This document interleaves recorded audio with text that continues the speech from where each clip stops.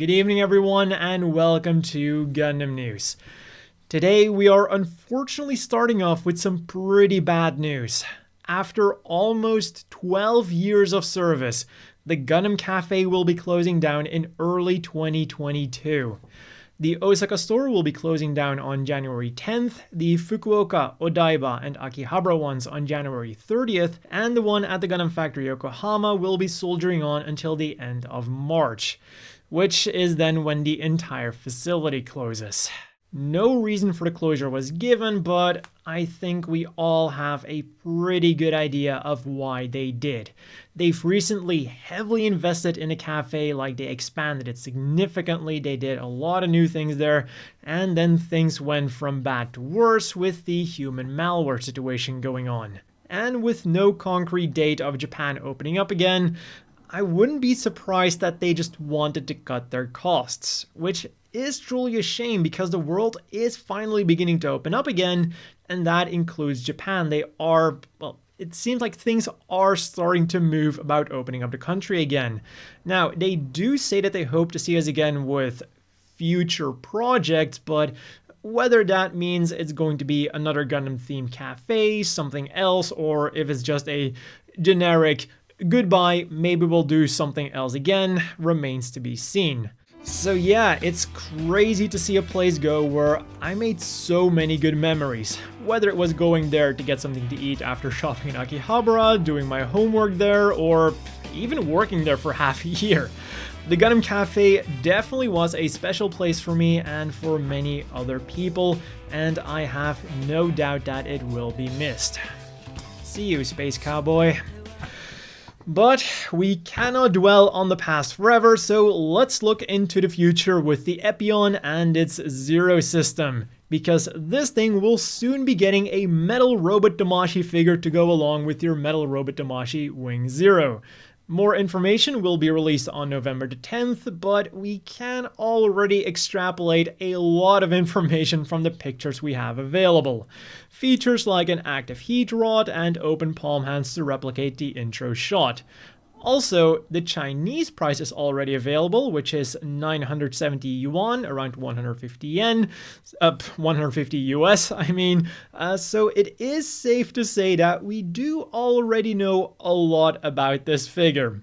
Then what we know everything about is this month's Gunpla lineup. On November the 6th, which will be today by the time this video is uploaded, the high-grade 1/144th scale Gundam Helios and Livelance Heaven will be released for 2,530 yen and 2,200 yen respectively, both around $20. And while these two units already look pretty good on their own, they also show us what they would look like when you combine them.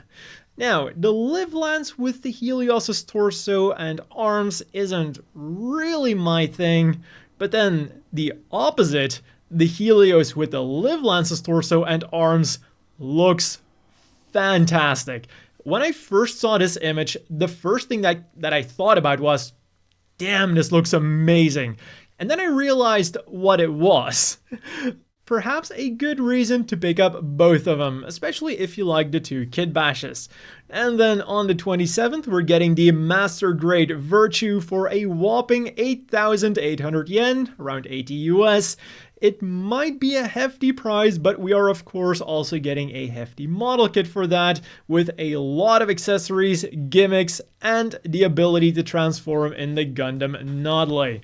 But as awesome as all of that might be, my favorite thing about this model kit will still be the fact that they didn't just include a Tieria figure in his pilot suit, but also in the dress. Over at the Gundam base then, they'll be releasing two limited edition kits on the 13th. For 1,650 yen, there is the clear color high-grade Gundam Death Scythe, which, well, it is what it is, it's a clear color model kit.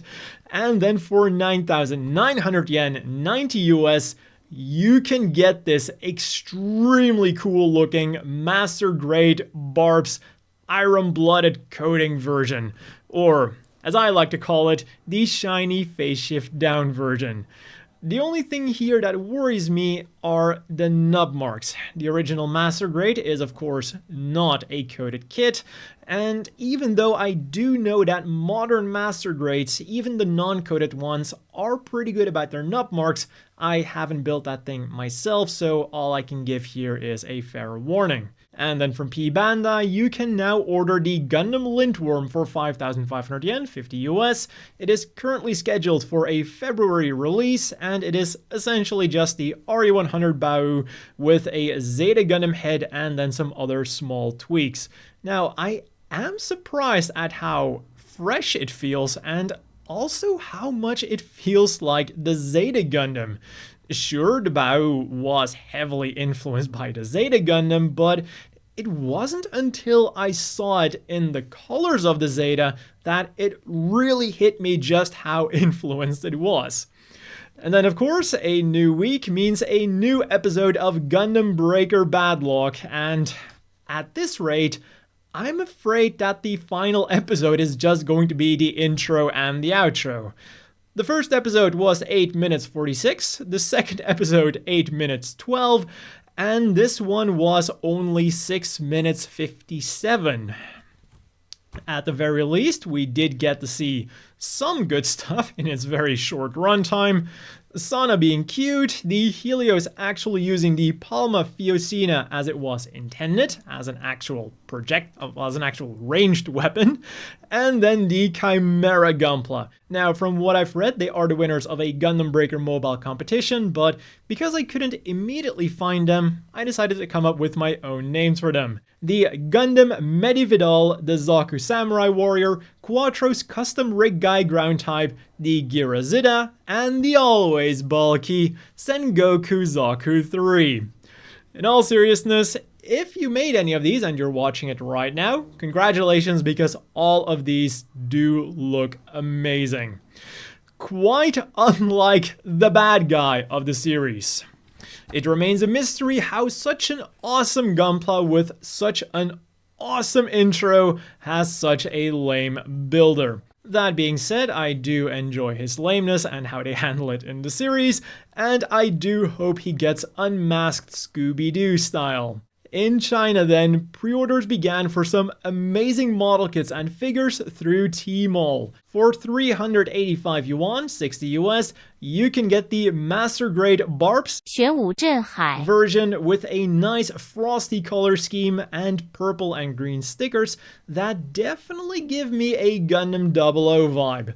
Then for 4,900 yuan, 750 US, you can get the absolutely gorgeous looking Perfect Grade Unleashed RX-78-2 polarized coating version, which is a coating that apparently changes color depending on how you look at it. And despite the incredibly steep price, this sounds like an absolutely killer model kit with a great coating. And then for 4,200 yen, 650 US, you can waste your money on a half-clear, half-coated Perfect Grade Astray Red frame. The figure pre-order lineup then consists of the Metal Robot Damashii Gundam Epyon for the aforementioned 970 yuan, or you can get it in a bundle with the Metal Robot Damashii Wing Gundam 0 for 1,830 yuan, around 285 US. Then from the Gundam Converge line comes the FDW Gundam Converge Core Nightmare of Solomon 302nd Patrol Squadron set. Pre-order started on Monday over at P Bandai, and this set can be yours in May for 5,610 yen, around 50 US. Included in it are Anavel Gato's custom Gelgoog, his custom High Mobility Zaku 2, his custom Dom, and then 2 regular Doms, each with 302nd markings. Each of them comes with a little pedestal, and of course you also get a soda-flavored piece of chewing gum. As for the things we could get this week then, the biggest release was probably Gundam Battle Operation Code Fairy. Now, even though I previously couldn't find it on either the Belgian or the American PSN, I can confirm that it is now on there. You can either get the regular edition for $49.99 US or Euro, the deluxe edition for $59.99, or you can just go for episode 1 to try it out for $19.99. And if you're not sure yet, there is also a new promotional video released, which I'll have linked down below. On the day that this video goes live then, the Gundam Factory Yokohama will be releasing the 1/144 scale RX-78 F00 Gundam Titanium finished version.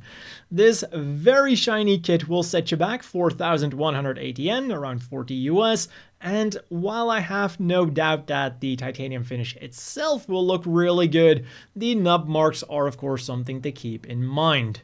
And then on the same date, you can also get the Haro Pla Haro cream white version for 660 yen, 6 US, and other than the usual stuff, it also comes with a Gundam Factory Yokohama marking sticker. And then already the final thing for this week is some reading material, the weekly Mobile Suit Bible featuring the Justice Gundam. In other news then, the theme song for Gundam Arsenal Base, the upcoming card-based real-time strategy arcade game, has been confirmed to be Flavor of Blue, sung by Passcode. Southeast Asia is getting its first Gundam base in Bangkok, Thailand, and Yoshiyuki Tomino has become a person of cultural merit with the award ceremony held on November the 4th.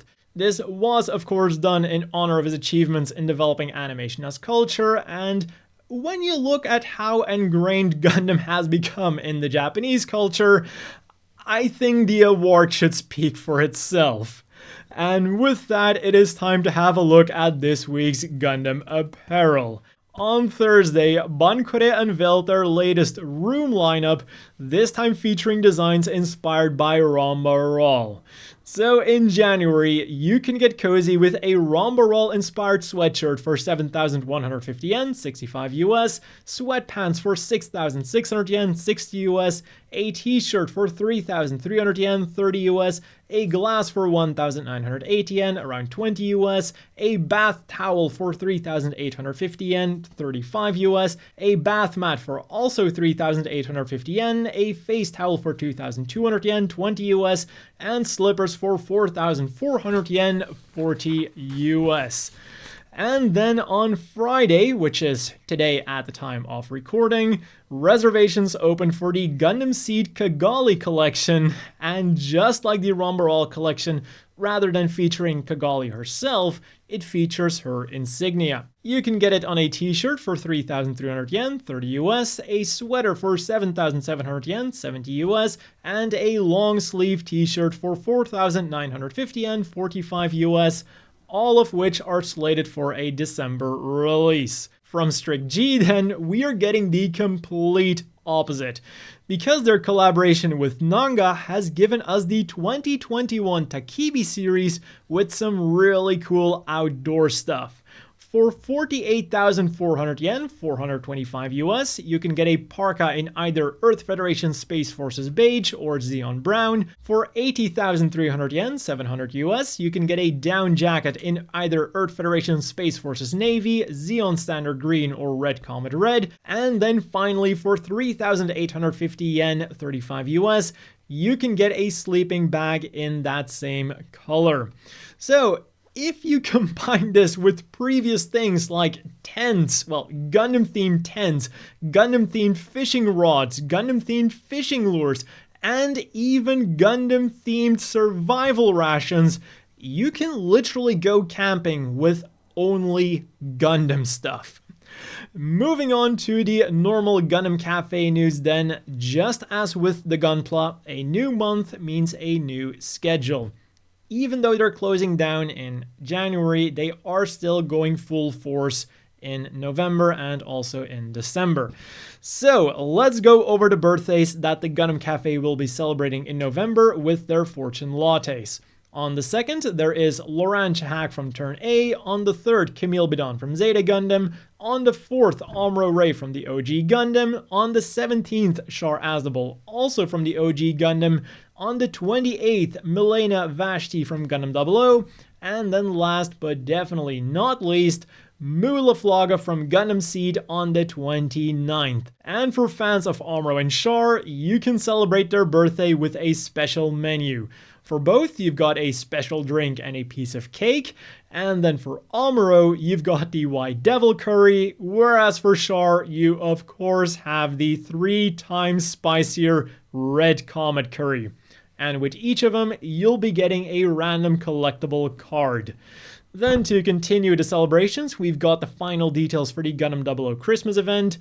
Each of the Gundam Meisters will get their own dedicated dessert and drink. There is a variety of Christmas-themed main courses, like the Graham Special. All of the previous items will come with a collectible coaster, and they are also offering the Celestial Being Pilot Lunch during this time. You know, just in case you gotta celebrate Christmas at 6 p.m., but you gotta be out stopping wars at 7 p.m. And of course, there is also a bunch of merchandise for you to purchase so you can celebrate Christmas with them. For 990 yen each, 9 US, you can get the Gundam Meisters as an acrylic figure. For 385 yen, $3.50, you can get them as a magnet badge. For 495 US, around 5 US, you can get all of them on a bigger magnet badge. For 1,430 yen, 13 US, you can get the gang on a smartphone stand, and for 495 yen each, you can get them as muddlers. Now, I would also like to point out that they misspelled the Gundam Café online, which is where you can get these things, as Gundam Café online. And then there is also a water bottle for 1,430 yen, which can be filled with a Gundam Café drink of your choice. And if you don't want to be celebrating Christmas by yourself, don't worry, because the Gundam Café will be launching their Gundam Christmas Escort event, featuring Trace Kushranada, Garmazabi, Quattro Vegeta, Zoltan Akanen, and Zex Marquise. How do you get one of these escorts, you ask? Well, of course, by purchasing their special menus and goods, all of which will be announced at a later date. Then, if you want to get into the Christmas mood a little bit sooner, from November the 19th, the Gundam Café will be holding their Christmas present fair, featuring Duo Maxwell, Hiroyui, Domon Kashu, Camille Bidon, and Judo Ashita. And again, this event will be all about eating the special menus and buying the goods. And talking about limited goods, you can also get a Giranzabi teacup featuring his famous Bawaku speech from the Gundam Café online. It'll set you back 990 yen, 9 US. Pre-orders opened on Tuesday, and it will be released at some point this month. So if you immediately get it, you could actually be drinking tea out of it at the time he held the speech. And then finally, let's have a look at the results of a poll that we covered a couple of weeks ago. With the announcement of the Metal Robot Damashii Wing Gundam Zero, Gundam.info wanted to know who came to mind when you think about the Wing Zero. The results might shock you, because on number 1 with 68.5% is Hiro. I'm almost surprised that it isn't higher. Sure, the Wing Gundam Zero was passed around, but whether it was the opening, the final battle, or, basically all promotional material, it is very clear that Hiro was the main pilot of the Wing Zero. Then in second place, we have Katra with a very distant 16.9%. Again, something that isn't really surprising at all. He was the one who did build the thing, and he was also the one who gave it a badass entrance. It did almost break him, but all's well that ends well, I guess. Then rounding up the podium, we have Zex with another distant 5.9%. And, well, he did just mainly use the Wing Zero to trade it for the Epyon as if it was some kind of Pokemon card, but whatever. With 4.5%, Trant did manage to get pretty close to Zix, and, you know, when you think about it, it would have been very interesting if Trant had actually been able to master the Wing Zero and then somehow been able to mass produce the Zero system to then transplant it into a bunch of other mobile suits, which would have made for a very interesting final battle with like a bunch of Oz mobile suits with the Zero system fighting off against the White Fang mobile dolls. And then the bottom three are very close together with 1.5, 1.4, and 1.3 respectively. There's Duo, who tested it out that one time under Trant, and then Troa and Wu Fei, who, you know, they both kind of borrowed the Wing Zero as a therapeutic device. I guess you could call that shock therapy. But anyways, that has been all for this episode of Gundam News that did start out on quite a sad note. As always, a big thank you to the Patreon supporters. I hope everyone watching has a great evening, and I'll see you all next week, hopefully with some better news.